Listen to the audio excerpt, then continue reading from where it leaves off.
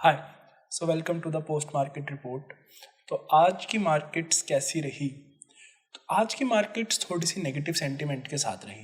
पूरी की पूरी मार्केट ने आज थोड़ा सा एक नेगेटिव सेंटीमेंट देखा। हालांकि डाउनफॉल्स उतने ज़्यादा नहीं रहे, पर हाँ, एक नेगेटिव बायस ज़रूर देखा जा सकता था। मार्केट हालांकि कल भी गिरी थी, बट कल के और आज के गिरने में थोड़ा सा फ़र्क है। आज ज़्यादा ब्रॉड बेस्ड सेलिंग हुई है। अगर हम देखेंगे तो आज मैक्सिमम सेक्टर्स डाउन में है।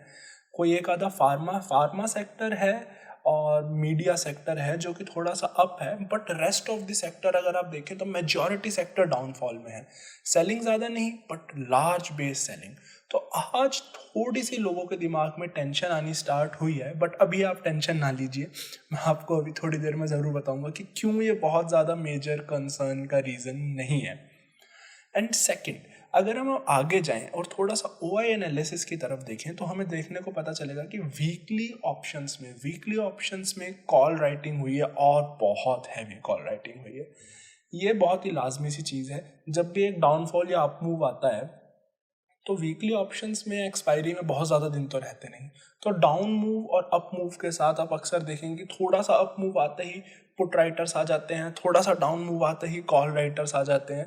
तो इसके अकॉर्डिंग अगर आप मंथली ऑप्शन सेल कर रहे हैं या अगर आपकी जो भी ऑप्शन है उसके एक्सपायरी में काफ़ी दिन है, तो वीकली ऑप्शंस के बेसिस पे आप शॉर्ट टर्म ट्रेंड का एनालिसिस ज़रूर लगा सकते हैं। बट लॉन्ग टर्म में आपको क्या करना है, या मंथ टू 2 मंथ्स के अगर आप ऑप्शंस में या फिर लीप्स में अगर आप डील कर रहे हैं साल भर के, उसमें क्या करना है, उसके अंदाजे आप शॉर्ट टर्म वीकली ऑप्शन के OI एनालिसिस से ना लगाएं तो ट्रेडिंग में बहुत अच्छा रहेगा। एटलीस्ट मैं ये अप्रोच ज़रूर यूज़ करता हूँ। अगर हम आगे देखें तो आज भी कुछ सिमिलर सा पैटर्न हमें दिखा कल की तरह।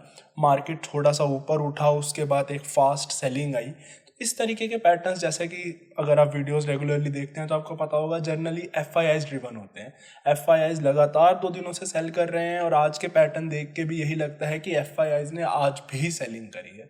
बट आज का मेन कल्प्रिट बैंक्स नहीं थे। आज का मेन कल्प्रिट था IT इंडेक्स। आज IT इंडेक्स सबसे बड़ा लूजर रहा है और IT इंडेक्स में भी जिसने सबसे ज़्यादा ड्रैग किया है वो रहा है HCL टेक्नोलॉजीज। HCL टेक्नोलॉजीज 2.5% के आसपास डाउन गया है। अब HCL टेक्नोलॉजी इतना डाउन क्यों गया है, इसके पीछे कोई बहुत मेजर न्यूज़ नहीं है। HCL टेक्नोलॉजीज के डाउन जाने के पीछे लॉन्ग एंड शॉर्ट्स के रेशो के बीच का डिफरेंस है। अब ये जानना बहुत ज़रूरी है कि रिजल्ट से पहले, एक दिन पहले और रिजल्ट के 2 दिन बाद तक स्टॉक में जो एक्टिविटीज़ होती है उसका स्टॉक से ज़्यादा इस चीज़ के ऊपर वो डिपेंड करता है कि स्टॉक में कितने ज़्यादा लॉन्ग्स हैं और कितने ज़्यादा शॉर्ट्स हैं। बहुत से लोग जस्ट रिजल्ट से पहले अपनी पोजीशंस क्लोज कर देते हैं और बहुत से लोग रिजल्ट बेस्ड ट्रेड्स लेते हैं, और जो लोग रिजल्ट बेस्ड ट्रेड लेते हैं वो जस्ट रिजल्ट के बाद अपनी पोजीशन स्क्वायर ऑफ करते हैं। तो रिजल्ट से ज़्यादा उस चीज़ पे डिपेंड करता है कि मार्केट में उस स्क्रिप्ट को लेके या फिर इंडेक्स को लेके कितने ज़्यादा शॉर्ट्स थे एंड कितने ज़्यादा बायस थे या फिर कितने ज़्यादा लॉन्ग्स थे। तो अभी एटलीस्ट उस स्क्रिप्ट में आपको टेंशन लेने की ज़रूरत नहीं है। मैंने पर्सनली HCL टेक्नोलॉजीज में आज ट्रेड लेने की सोची थी, बट फॉर मी, मेरे लिए वीकली ऑप्शन में ट्रेड करना थोड़ा सा ज़्यादा रिस्की हो रहा था। रिस्क रिवॉर्ड रेशो मेरे को फेवरेबल नहीं लग रहा था, तो मैंने आज HCL टेक्नोलॉजीज में ट्रेड नहीं लिए, क्योंकि मंथली ऑप्शंस में जाके जब मैंने ट्राई करा, मंथली ऑप्शंस में मुझे उतनी लिक्विडिटी नहीं मिल पाई। वो स्ट्राइक प्राइसेस जिन पे मैं ट्रेड लेना चाहता था वो स्ट्राइक प्राइसेस में लिक्विडिटी नहीं थी। तो इन क्राइसिस अगर मुझे उनसे बाहर निकलना पड़ता तो मुझे वहाँ पे दिक्कत आ सकती थी। तो हाँ, इसके साथ एक और चीज़ हमें थोड़ी सीखने को मिलती है कि जब आप ट्रेड लें थोड़ा सा लिक्विडिटी की तरफ भी ध्यान दीजिए। ऑप्शंस हो, चाहे फ्यूचर्स हो, चाहे स्टॉक्स हो, चाहे आप उसमें एंटर करें या आउट जाएं, लिक्विडिटी अगर नहीं होंगी तो आपको दोनों ही चीज़ों में बहुत दिक्कत आ सकती है। हो सकता है अगर स्टॉक में लिक्विडिटी नहीं है तो हो सकता है लोअर सर्किट पे लोअर सर्किट लगाता जाए या अपर सर्किट पे अपर सर्किट लगाता जाए। जहाँ पे आपको खरीदने का मन हो आप खरीद ना पाएँ, जहाँ आपको बेचने का मन हो आप बेच ना पाएँ। तो ऐसी सिचुएशन में फंसने पर बहुत लाचारी की फील आती है। तो उस सिचुएशन से हमेशा बचिए। IT सेक्टर के साथ आज जिस चीज़ ने मार्केट को बहुत ज़्यादा ड्रैग करा वो थे PSU बैंक्स। PSU बैंक्स बहुत टाइम से ही बहुत अच्छा परफॉर्म कर रहे थे, 1.5 साल से। ठीक है, अब से आगे अगर वो थोड़ा सा ड्रैग भी करते हैं या थोड़े से अच्छे नहीं भी चलते तो बहुत नॉर्मल सी बात है। प्राइवेट सेक्टर बैंक्स उन्होंने बहुत अच्छे से आउट परफॉर्म करा है। जो वैल्यूएशंस पब्लिक सेक्टर बैंक्स के आज इस टाइम पे हैं वो हिस्टोरिकली बहुत रेयरली रहे हैं, चाहे वो SBI हो, चाहे वो बैंक ऑफ बड़ौदा हो, ठीक है। तो प्राइवेट और पब्लिक सेक्टर बैंक्स में हमेशा एक रेशो रहा है कि प्राइवेट सेक्टर बैंक्स हमेशा से मोर वैल्यूड रहे हैं मार्केट में, और प्राइवेट सेक्टर बैंक्स ने अब बहुत ज़्यादा ही बैड परफॉर्म करा है पिछले कुछ 1.5 साल से।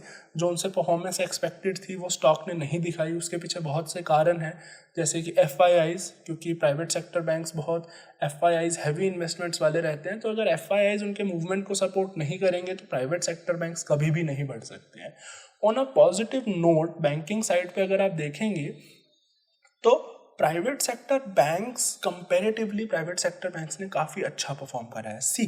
अगर FII सेलिंग कर रहे हैं तो प्राइवेट सेक्टर बैंक्स को गिरने से या फिर बैंकिंग इंडेक्स को गिरने से कोई नहीं रोक सकता। बट अब अगर हम उसे निफ्टी से कंपेयर करें, कंपेयर भी कैसे कि निफ्टी कितना ऊपर गया और उसने अपने कितने गेन्स वापस दे दिए 3 दिनों में, और बैंक निफ्टी कितना ऊपर गया था और उसने अब तक अपने कितने गेन्स वापस दे दिए हैं। उसके कंपैरिजन में अगर हम देखें तो bank Nifty still out performs. Bank Nifty ने स्टिल काफ़ी अच्छे अपने आप को काफ़ी अच्छे से होल्ड करके रखा है, वो जो कहीं ना कहीं एक रेजिलियंस दिखाता है। उसके पीछे एक बहुत बड़ा फंडामेंटल रीज़न भी है, हो सकता है हम उसके बारे में आगे किसी वीडियो में डिस्कस करें। जस्ट एक ग्लिम्प्स के लिए आप ये देख सकते हैं कि पिछले 10 साल में आप देखेंगे तो NBFCs ने बहुत अच्छा परफॉर्म करा है। NBFCs ने के पीछे परफॉर्म करने का बहुत मेजर रीज़न ये है कि बैंकिंग में पिछले कुछ सालों में काफ़ी सारे स्कैम्स हैं, चाहे वो येस बैंक हो, चाहे वो DLF हाउसिंग स्कैम हो। तो उसके कारण इनकी बुक्स बहुत ख़राब हो गई थी, ठीक है। और जब बुक्स बहुत ज़्यादा ख़राब होती हैं, ये बहुत एग्रेसिव लोन्स नहीं दे पाते, और जब ये एग्रेसिव लोन्स नहीं दे पाते इनकी ग्रोथ स्लो डाउन हो जाती है। अब जब लोगों को लोन नहीं मिलेंगे तो लोन कहीं ना कहीं से तो लेंगे, तो बचती हैं NBFCs। तो उस टाइम पे NBFCs ने बहुत अच्छी ग्रोथ दिखाई। बट अब जब हम कोविड के बाद का सिनेरियो देखते हैं, बैंक्स की बुक्स बहुत क्लीन है, बहुत अच्छी बुक्स हैं उनकी, और अब जाके वो बहुत एग्रेसिवली लोन्स देना वापस स्टार्ट कर सकते हैं। उनमें ग्रोथ का फेज बहुत अच्छा आ सकता है, एंड दैट्स वाई शायद लोग काफ़ी बुलिश हैं बैंक्स को लेके। एटलीस्ट वैल्यूएशंस काफ़ी अब ठीक लगते हैं बैंक्स के, बिकॉज HDFC बैंक अगर आप बाहर के बैंक से भी कंपेयर करें तो एक प्रीमियम वैल्यूएशन पे ही ट्रेड करता है, बट स्टिल अब उसका वैल्यूएशन एटलीस्ट लाजमी लगता है, अगर अंडर वैल्यूड ना लगे तो। एंड आगे बढ़ते हुए अगर हम आगे देखते हैं तो आज एक बहुत इंटरेस्टिंग मार्केट से रिलेटेड न्यूज़ तो नहीं है, बट या इंडिया से रिलेटेड ज़रूर है। आज इंडिया ने चाइना को पॉपुलेशन में पीछे छोड़ दिया है। अब हमारा देश दुनिया का सबसे हाईली पॉपुलेटेड देश बन चुका है। एंड इन सारी मार्केट की टेंशन और इस न्यूज़ के साथ आज एक और चीज़ है जिसको हमें नहीं भूलना चाहिए, वो है कर्नाटका के इलेक्शंस। काफ़ी ज़्यादा आज मार्केट्स का ध्यान भी उन पे था। जिस भी स्टेट का इलेक्शन हो, चाहे छोटा हो चाहे बड़ा हो, मार्केट का सेंटीमेंट उससे ज़रूर जुड़ा रहता है, क्योंकि देश कैसे आगे बढ़ेगा वो उससे ज़रूर जुड़ा रहता है। तो मार्केट्स के बारे में पढ़ते हुए ये ना भूलिएगा कभी भी कि पॉलिटिक्स और मार्केट्स बहुत ही इंटीग्रेटली रिलेटेड हैं, खासकर अगर आप इंडेक्स में रहते हैं तो।